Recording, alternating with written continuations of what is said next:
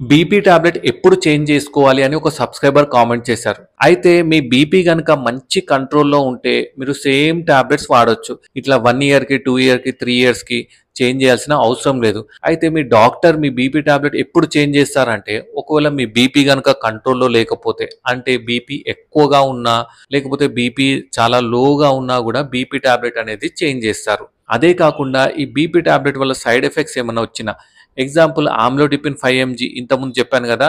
కాళ్ళ వాపులు ఏమన్నా వచ్చినా గూడా ఆ టాబ్లెట్ అనేది చేంజ్ చేస్తారు. మూడోదేంటంటే కొందరికేంటంటే హార్ట్ ప్రాబ్లమ్స్ ఏమన్నా వచ్చినా, లేకపోతే కిడ్నీ ప్రాబ్లమ్స్ ఏమన్నా వచ్చినా వేరే వాటి వల్ల అప్పుడు గూడా చేంజ్ చేస్తారు.